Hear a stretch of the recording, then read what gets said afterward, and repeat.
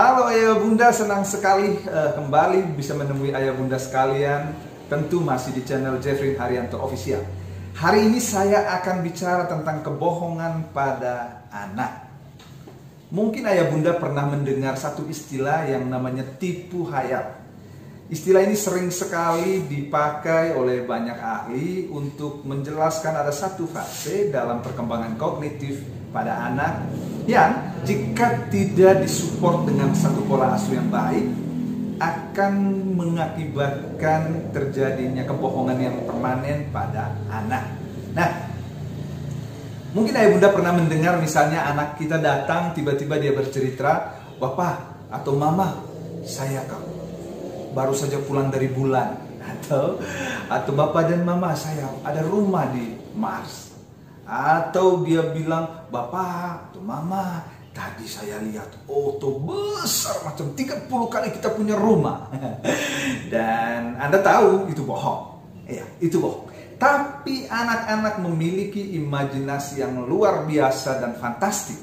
Nah, terkadang anak-anak menyajikan fantasi mereka sebagai kebenarannya, kebenaran dalam perspektifnya. Nah, biasanya ia berimajinasi sesuai dengan apa yang dia dengar, apa yang dia tonton. Mungkin dia dengar dari cerita-cerita dongeng, atau apa yang dia tonton di film-film kartun misalnya. Film-film kartun itu biasanya menyajikan sesuatu yang tidak masuk akal, tetapi bisa dilakukan di sana. Sayangnya fakta ini bisa ditangkap oleh anak sebagai sebuah kenyataan di dalam perspektifnya. Jika anak Anda memiliki kebiasaan menceritakan imajinasi yang berasal dari cerita-cerita dongeng atau film-film kartun yang dia tonton, Anda bisa menanggapinya tetapi tanpa mengintimidasi atau menghakiminya. Nah, misalnya begini, "Adek, apakah yang kamu ceritakan itu sesuatu yang kamu inginkan akan terjadi atau itu benar-benar terjadi?" Ayo. Nah, pertanyaan yang tidak menghakimi atau tidak intimidatif seperti ini akan membebaskan anak dari rasa takut untuk mengakui kebenarannya. Sekali lagi, kata kuncinya adalah imajinasi itu penting sekali buat anak. Yang perlu kita hindari adalah kekeliruan respon kita terhadap perilaku itu. Biasanya respon ini kan akan menjadi satu bentuk pola asuh yang nanti justru akan menyebabkan kebohongan ini menjadi permanen. Itulah kenapa saya bilang tadi, bantu anak untuk tetap berimajinasi dari yang tidak konkret menjadi konkret, dari yang fantastik menjadi lebih realistik, tetapi tanpa harus mengintimidasinya atau menghakiminya. Nah, katakanlah begini, Anda bisa membantu anak Anda mengarahkan imajinasinya. Beritahu anak Anda bahwa ia masih dapat menceritakan hal-hal yang hebat dan luar biasa, asal adik bisa menjelaskan bahwa cerita itu hanya impiannya, atau cerita itu hanya harapan atau imajinasinya. Nah, dengan begitu akhirnya anak Anda akan belajar untuk memulai kisah-kisah fantasinya dengan mengatakan begini di awalnya, "Ayah, bunda, bayangkan kalau saya bisa tinggal di bulan kah?" Atau, "Ayah, bunda, bayangkan kalau ada auto yang besar sebesar rumah kita," misalnya. Ayah dan bunda sekalian, pernahkah Anda mengalami ini? Anak kita diam-diam mengambil sepotong kue dari atas meja, tapi dia tidak mengakuinya. Padahal kita sudah lihat tuh, remah-remahnya masih tersisa di mulutnya.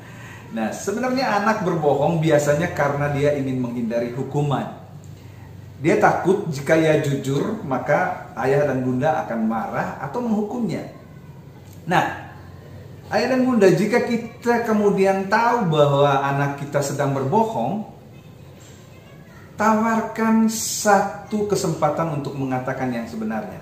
Katakan, "Ibu akan memberi kamu waktu sebentar untuk memikirkannya," atau "Ibu akan bertanya lagi apa sebenarnya yang terjadi." Ada siap untuk itu? Nah, bila nyatanya Anda sering memergoki anak berbohong, coba lihat lagi bagaimana cara Anda mendisiplinkannya selama ini. Apakah terlalu tegas dan keras atau sebaliknya?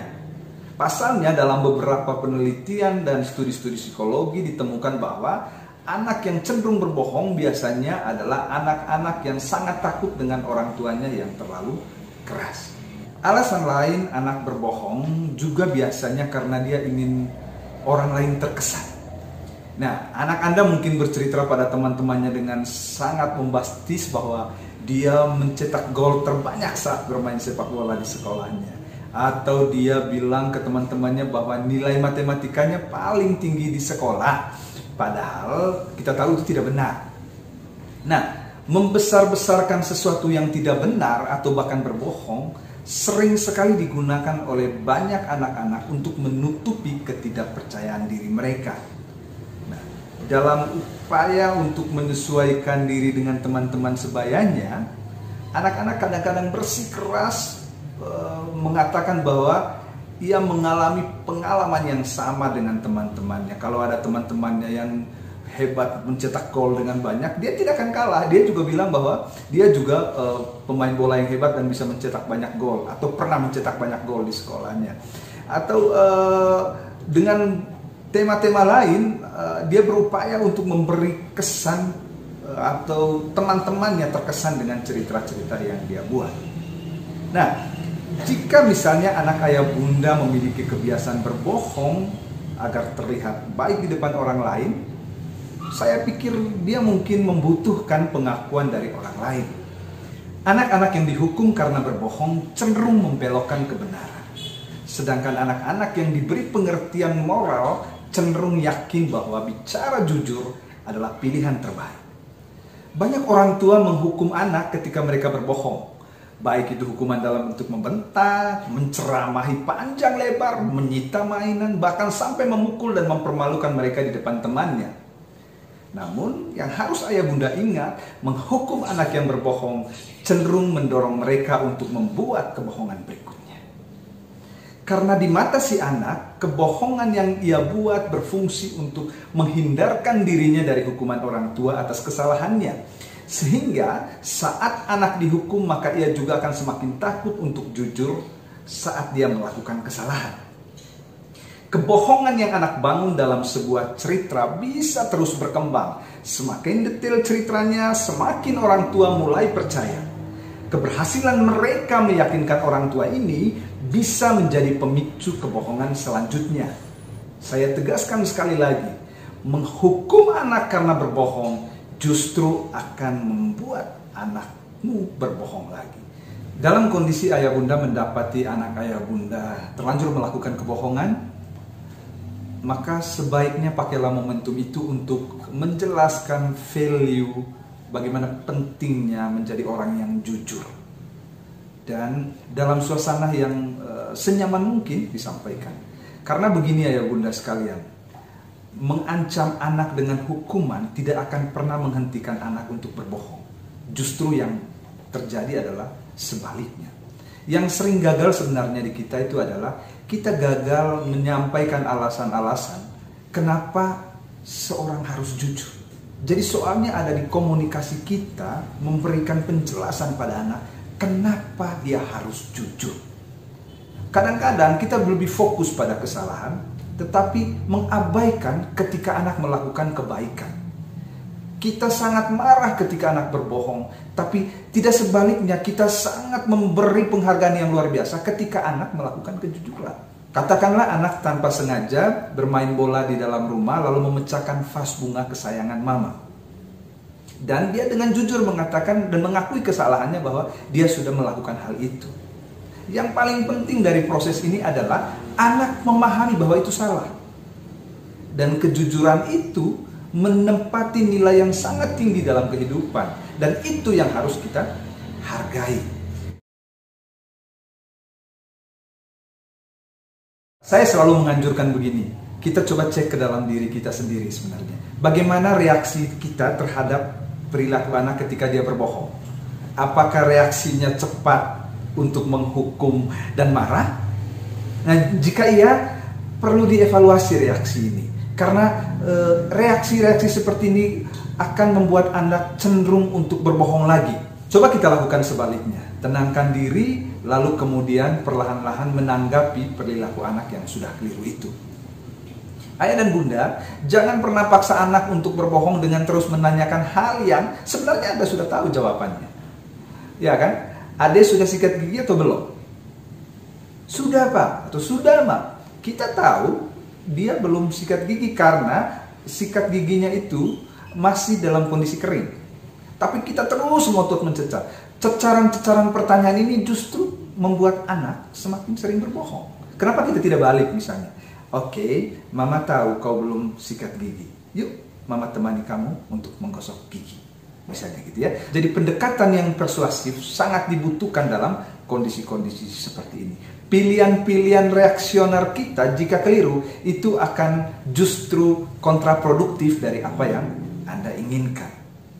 Yang berikutnya adalah selalu beri kesempatan kedua kepada anak. Jika dia sudah melakukan kekeliruan, tawarkan pada dia apakah mau berbuat hal yang baik pada saat ini, atau dia bisa berjanji untuk tidak lagi melakukan hal yang keliru itu di waktu yang akan datang. Dan kita harus belajar menerima bahwa ada waktu di mana anak melakukan kesalahan dan kemungkinan dia berbohong karena takut dihukum.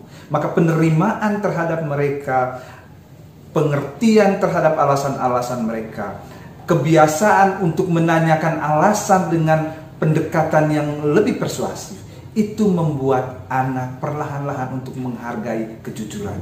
Bahwa jujur itu selalu mendatangkan kebaikan. Ayah bunda harus percaya bahwa anakmu tidak akan berbohong jika dia tahu bahwa ketika dia melakukan kesalahan, dia tidak akan dihukum. Karena dia meyakini bahwa tidak ada hal yang tidak bisa dikomunikasikan. Maka kunci dari semua ini adalah jadilah orang tua yang memiliki kemampuan, keinginan berkomunikasi sebaik mungkin dengan buah hati Anda. Itu dia sesuatu yang disampaikan oleh orang biasa untuk Anda yang luar biasa. Salam jiwa.